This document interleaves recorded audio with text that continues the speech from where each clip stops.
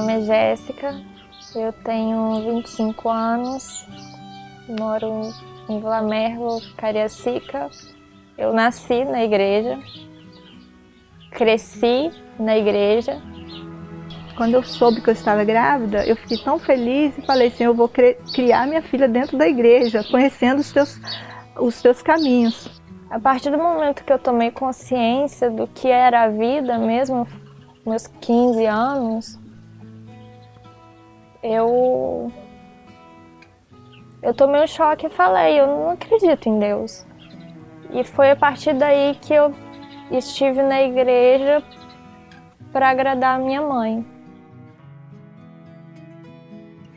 E daí, quando eu tomei uma certa idade, que eu fiquei maior de idade, e aí eu já podia tomar as minhas decisões, e aí minha mãe já não podia falar assim, Jéssica, você não vai fazer isso.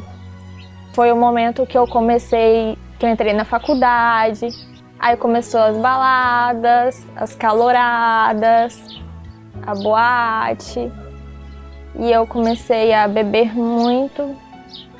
Mas meus pais nunca me viram bêbada. E quem era Deus para você? Deus não era. Deus era uma invenção. Deus era uma historinha. A Bíblia para mim era um livro de conto de fadas. E Deus era alguém que as pessoas precisavam se apoiar quando elas estavam fracas. Para mim, Deus era isso. Era o porto seguro para pessoas fracas. E aí foi quando eu comecei a sentir uma dor. Uma dorzinha de nada. E falei, vou pegar mais leve no trabalho, fui diminuindo e a dor foi aumentando e resolvi ir ao médico.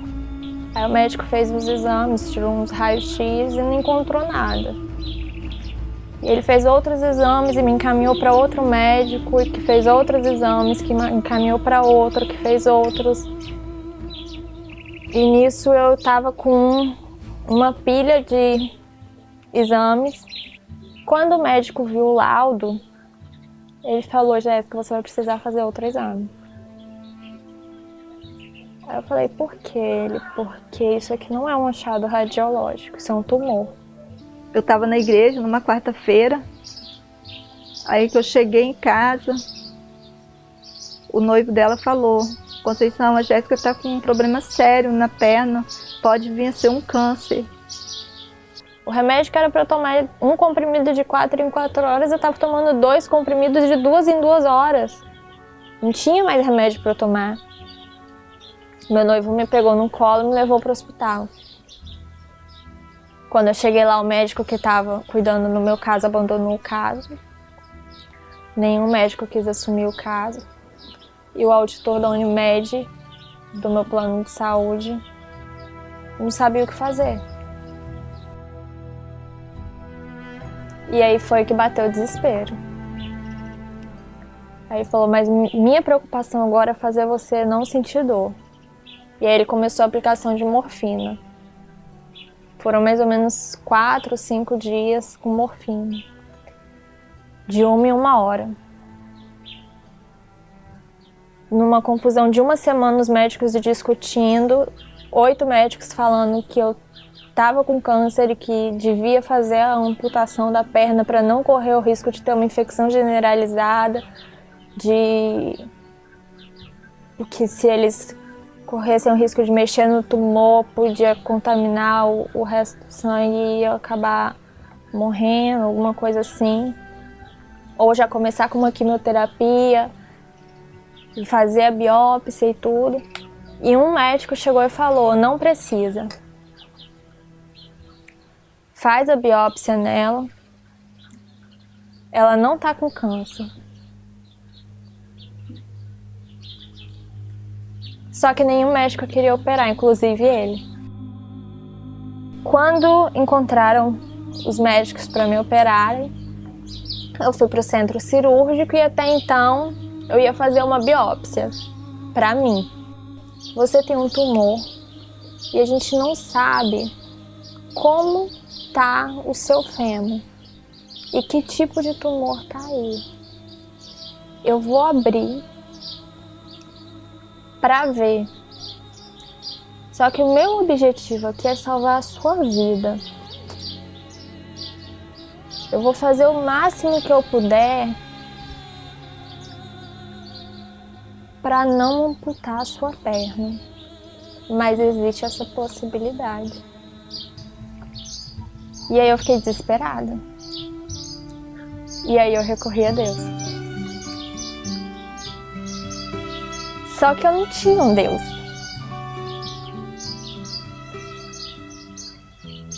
E aí eu falei, se o Deus que a minha mãe serve existe,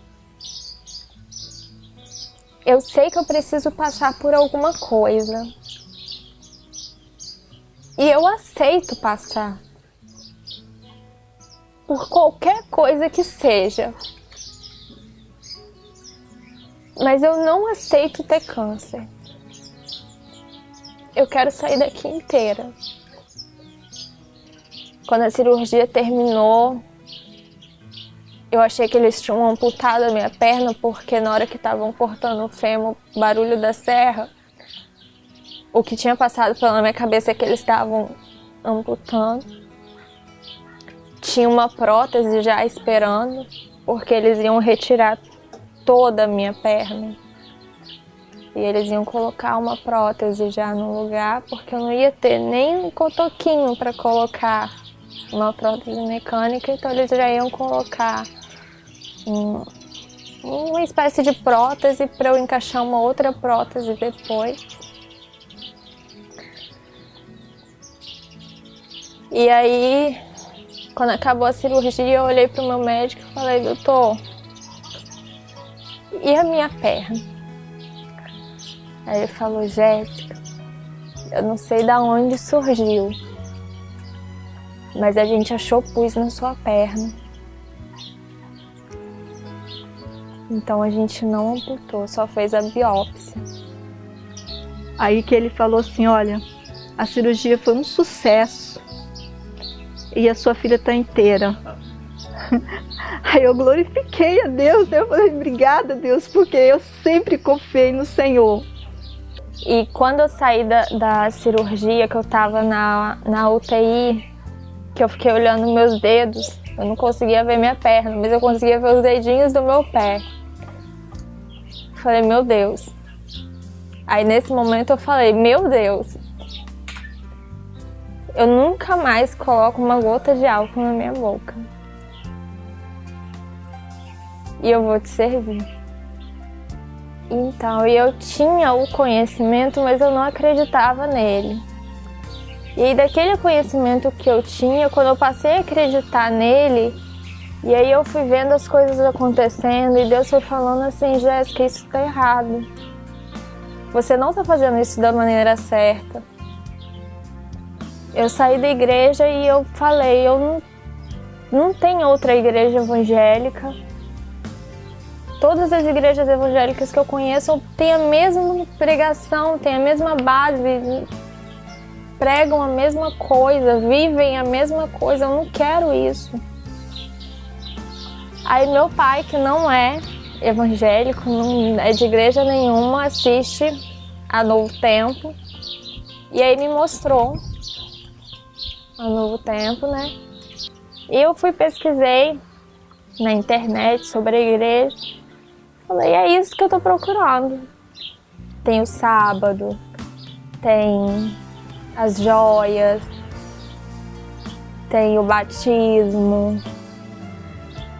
E aí foi quando eu liguei pra lá e pedi o telefone de um pastor de Cariacica, e aí me deram o do pastor Miranda, e aí ele veio conversar comigo.